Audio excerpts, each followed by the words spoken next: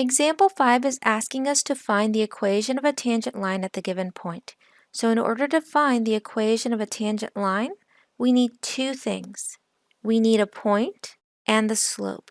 So we need a point and we need slope. Well, a point we already have, that's given. Slope, in order to find that, we need the derivative. So let's go ahead and find dy dx first. X is equal to t to the fourth plus 2.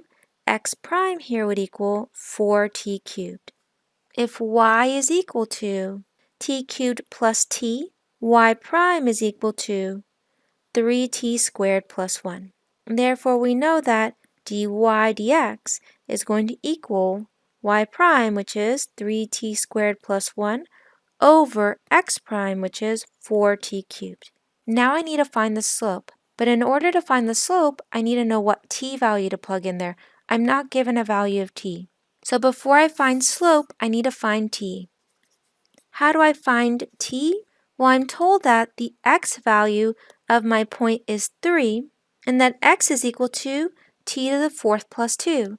So if I set t to the fourth plus 2 equal to 3 and solve for t, I end up with t to the fourth is equal to 1, and then t is equal to plus or minus 1.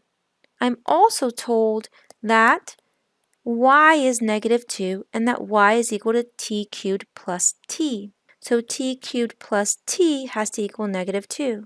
Well, the blue equation is a little bit more difficult to solve. So what we can do is figure out, okay, I'm given two values of t in the green, t equal 1 and t equal negative 1. Let's see which one works in the blue equation. So when t is equal to positive 1, I'd have 1 cubed plus 1. What's that equal to? Well, that's 1 plus 1 or 2. I should be negative 2, so that can't be the correct value of t. When t is equal to negative 1, plugging it in, I'd get negative 1 cubed plus a negative 1, which if I add those together is negative 2, which is exactly what I needed. Therefore, that means that the common value of t that works in x and in y to give me the 0.32 is t equals negative 1. Now that I have what t is, I can find my slope. So my slope is going to equal dy dx evaluated at t equal negative 1, which is going to be 3 times negative 1 squared plus 1, all over 4 times negative 1 cubed, which ends up being 4 over negative 4 or negative 1. So your slope is negative 1. Almost done. You just need to find the equation of the tangent line. Well, how do you do that? Well, we're going to just use y equals mx plus b. So y equals mx plus b is the equation of a line. I know that x is equal to 3. I know that y is equal to negative 2. And I know that my slope, m, is equal to negative 1. That gives me enough information to solve this equation up here for b. And once I know b, I have the equation of the tangent line. Plugging in what I know, I can say negative 2 is equal to negative 1 times 3 plus b. Solving for b, I end up with b is equal to positive 1. Therefore, the equation of the tangent line is y equals m. Well, m is negative 1, so I just can write a negative, and then x, and then plus b, and b is equal to positive 1.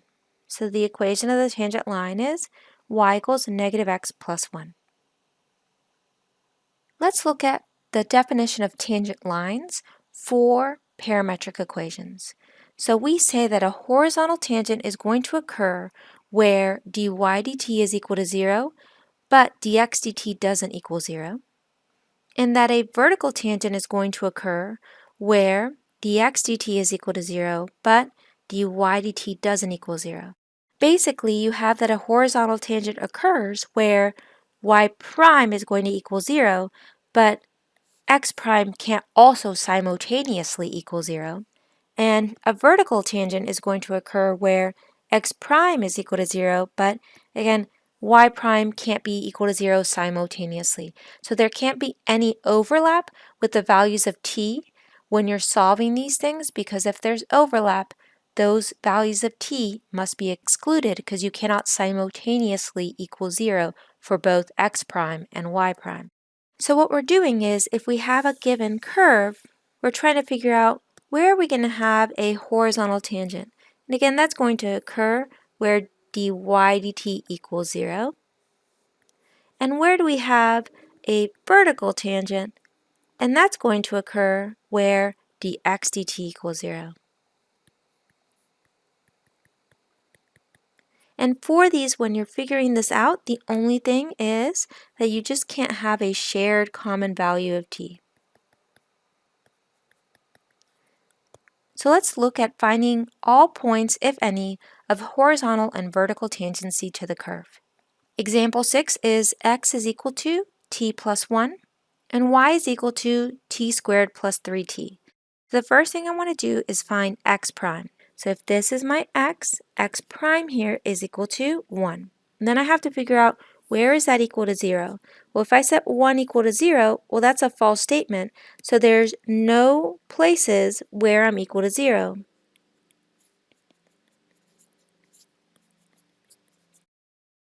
Since there's no place where dx dt equals 0, that means that there's no points of vertical tangency. So for this particular parametric equation, I have no place where I have a vertical tangent. Then let's try to find horizontal tangency. So I take this guy here and find y prime. Well, y prime is 2t plus 3. Set that equal to 0. Solve for t, and you get t is equal to negative 3 halves. Now, negative 3 halves is not a value of t that you got for x prime because you had no values of t for x prime. So there is no shared value of t or no place that you are simultaneously equal to 0 for dx dt and dy dt. So we can use this value. Now we just need to find the point. In order to find the point, I need to find the x value and the y value. Well, how do I do that? Well, I'm told that x is equal to t plus 1, so if t is equal to negative 3 halves, my x here is going to equal negative 3 halves plus 1, or negative a half. And I'm told that y is equal to t squared plus 3t. Again, if t is equal to negative 3 halves, that means that y is going to equal negative 3 halves squared plus 3 times negative 3 halves. Sticking that into a calculator, we end up with negative 9 over 4. Therefore, that means that the point of horizontal tangency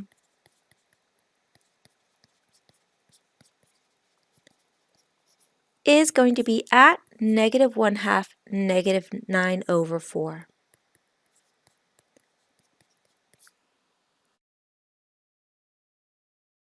All right, let's do it again for number 7. I need to figure out where do I have horizontal tangency and where do I have vertical tangency.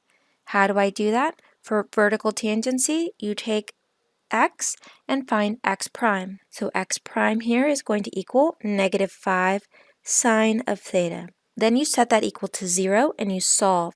So negative 5 sine of theta is equal to 0. Dividing by negative 5, I just get the sine of theta is equal to 0. Now, from 0 to 2 pi, where does this equal 0? So the sine is going to equal 0 at 0 and at pi. Now let's find the places where y prime is equal to 0. Y prime here is going to be 5 cosine of theta. Setting that equal to 0, I get 5 cosine of theta is equal to 0. Dividing by 5, I get cosine of theta is equal to 0. Solving for theta, the cosine is equal to 0 in between 0 to 2 pi at the angles of pi over 2 and 3 pi over 2. We ended up with 4 values for theta, and now we need to ensure that we don't have a common value that makes x prime equal to 0 and y prime equal to 0. If we look, we notice we don't have a common or shared parameter. The parameter here is 0 and pi. The parameter here is pi over 2 and 3 pi over 2.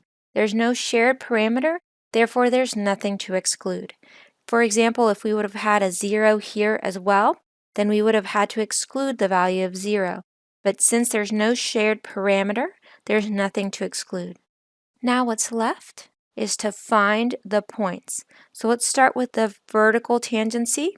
If theta is equal to 0, I know that x would equal 5 cosine of 0 or 5. When theta is equal to 0, I know that y would equal 5 sine of 0, or 0. What about pi? When theta is equal to pi, I know that x would equal 5 times the cosine of pi, or negative 5. And y would equal 5 times the sine of pi, which is 0. Therefore, the points of vertical tangency are 5, 0 and negative 5, 0. What about horizontal tangency?